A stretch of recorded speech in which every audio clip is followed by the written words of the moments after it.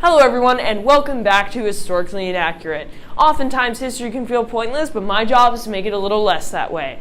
Today we are going to be continuing our mini-series PsycHistory. We are going to be looking into some basic principles of psychology and tying them back to American history. Whether you're here for the history or the psychology, you're bound to learn something new. So let's jump into the wonderful world of American propaganda.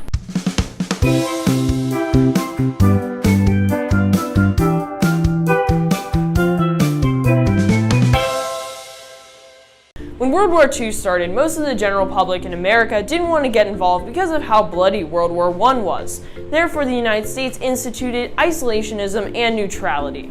Eventually, though, the United States realized the threat that the Axis powers posed, so they came up with a way that indirectly helped out the war effort by supplying weapons to Great Britain. In order to accomplish this, the U.S. passed the Neutrality Act of 1939, which allowed other countries to buy war-related supplies from the United States as long as the countries paid up front. Naturally, there was opposition to this. The most notable was the Army's Chief of Staff, George Marshall. He believed with fair reasoning that since France caved to the Nazi attack, so would Britain.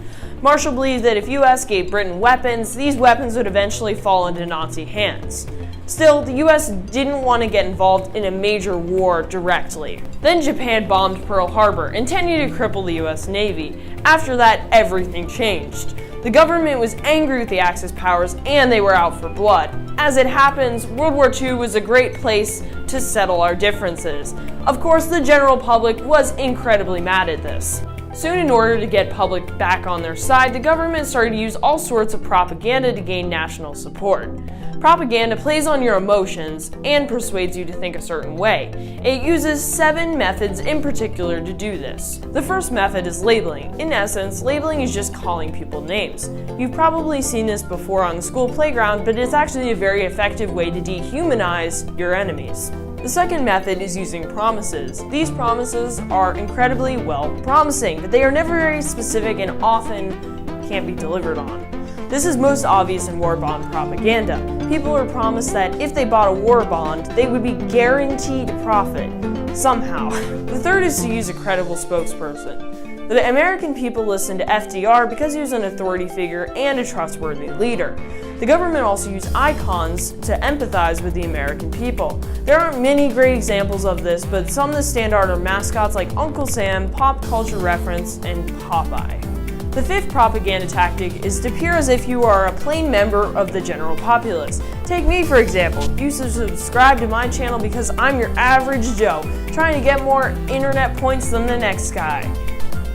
Whoops, sorry, I dropped my AirPods. Wow, that was really bad. The next tactic is personal testimonials, in which somebody uses a personal story to convince the public by pulling on their heartstrings.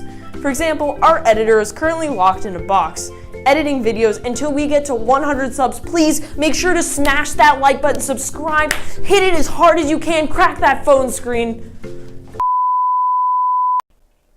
Guys, I don't have much time. They're not kidding. They actually locked me in a box. You gotta smash that like button. You gotta smash the like button. Maybe the subscribe too so they don't lock me in the box again.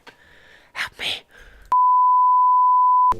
Anyways, a popular testimonial was Pearl Harbor, with very creative slogans like Avenge Pearl Harbor. Up next is cherry picking, which is when you use one piece of evidence to support your point, specifically ignoring the rest. This tactic is especially strong because it can make even the most absurd claims seem fully grounded in reality. This was heavily abused during World War II. The propaganda would pull exaggerated numbers without context to manipulate the Americans' point of view. And finally, we come to bandwagoning. Essentially, it's when you say everybody's doing it, so you should do it too. Speaking of which, you should subscribe to this YouTube channel because everybody on the planet is doing it. My mother, my daughter, no, I don't have a daughter, okay. And that is all I have today on the science of propaganda. I really hope you enjoyed this video, and that you'll use your new knowledge sometime of the past and the future. It's all mumbo jumbo, time is a lie. I'm Professor Will, and this has been PsycHistory.